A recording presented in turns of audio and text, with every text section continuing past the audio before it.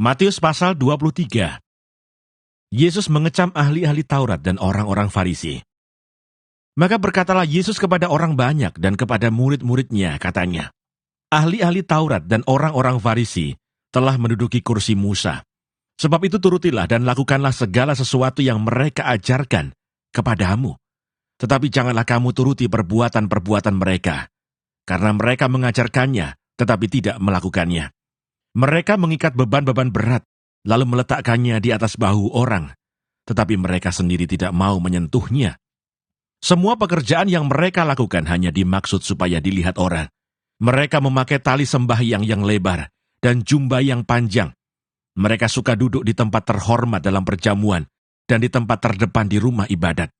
Mereka suka menerima penghormatan di pasar dan suka dipanggil rabi. Tetapi kamu, janganlah kamu disebut rabi, karena hanya satu rabimu, dan kamu semua adalah saudara. Dan janganlah kamu menyebut siapapun bapa di bumi ini, karena hanya satu bapamu, yaitu Dia yang di surga. Janganlah pula kamu disebut pemimpin, karena hanya satu pemimpinmu, yaitu Mesias. Barang siapa terbesar di antara kamu, hendaklah ia menjadi pelayanmu. Dan barang siapa meninggikan diri, ia akan direndahkan. Dan barang siapa merendahkan diri, ia akan ditinggikan. Celakalah kamu, hai ahli-ahli Taurat dan orang-orang Farisi, hai kamu orang-orang munafik, karena kamu menutup pintu-pintu kerajaan surga di depan orang. Sebab kamu sendiri tidak masuk, dan kamu merintangi mereka yang berusaha untuk masuk. Celakalah kamu, hai ahli-ahli Taurat dan orang-orang Farisi, hai kamu orang-orang munafik, sebab kamu menelan rumah janda-janda, sedang kamu mengelabui mata orang dengan doa yang panjang-panjang. Sebab itu kamu pasti akan menerima hukuman yang lebih berat. Celakalah kamu, hai ahli-ahli Taurat dan orang-orang Farisi, hai kamu orang-orang munafik, sebab kamu mengarungi lautan dan menjelajah daratan, untuk mentobatkan satu orang saja menjadi penganut agamamu. Dan sesudah ia bertobat, kamu menjadikan dia orang neraka, yang 2 kali lebih jahat daripada kamu sendiri. Celakalah kamu, hai pemimpin-pemimpin buta yang berkata, bersumpah demi bait Allah, sumpah itu tidak sah, tetapi bersumpah demi emas bait suci, sumpah itu mengikat. Hai kamu orang-orang bodoh dan orang-orang buta, apakah yang lebih penting, emas atau bait suci yang menguduskan emas itu? Bersumpah demi mezbah, sumpah itu tidak sah, tetapi bersumpah demi persembahan yang ada di atasnya, sumpah itu mengikat.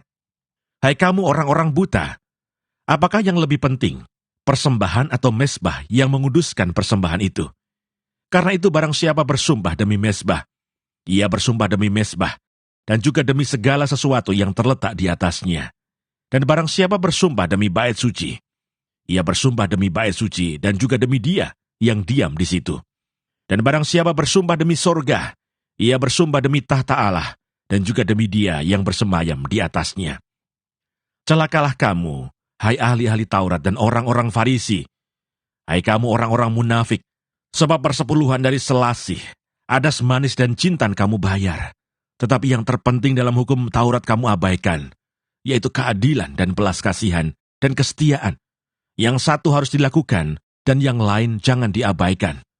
Hai kamu pemimpin-pemimpin buta, nyamuk kamu tapiskan dari dalam minumanmu, tetapi unta yang di dalamnya kamu telan. Celakalah kamu, hai ahli-ahli Taurat dan orang-orang Farisi, hai kamu orang-orang munafik, sebab cawan dan pinggan kamu bersihkan sebelah luarnya, tetapi sebelah dalamnya penuh rampasan dan kerakusan. Hai orang Farisi yang buta, bersihkanlah dahulu sebelah dalam cawan itu, maka sebelah luarnya juga akan bersih. Celakalah kamu, hai ahli-ahli Taurat dan orang-orang Farisi, hai kamu orang-orang munafik, sebab kamu sama seperti kuburan yang dilabur putih, yang sebelah luarnya memang bersih tampaknya, tetapi yang sebelah dalamnya penuh tulang belulang dan pelbagai jenis kotoran. Demikian jugalah kamu, di sebelah luar kamu tampaknya benar di mata orang, tetapi di sebelah dalam kamu penuh kemunafikan dan kedurjanaan. Celakalah kamu, hai ahli-ahli Taurat dan orang-orang Farisi, hai kamu orang-orang munafik, sebab kamu membangun makam nabi-nabi dan memperindah tugu orang-orang saleh, dan berkata, jika kami hidup di zaman nenek moyang kita, tentulah kami tidak ikut dengan mereka dalam pembunuhan nabi-nabi itu. Tetapi dengan demikian kamu bersaksi terhadap diri kamu sendiri, bahwa kamu adalah keturunan pembunuh nabi-nabi itu. Jadi, penuhilah juga takaran nenek moyangmu. Hai kamu ular-ular, hai kamu keturunan ular beludak, bagaimanakah mungkin kamu dapat meluputkan diri dari hukuman neraka? Sebab itu lihatlah, aku mengutus kepadamu nabi-nabi, orang-orang bijaksana dan ahli-ahli Taurat.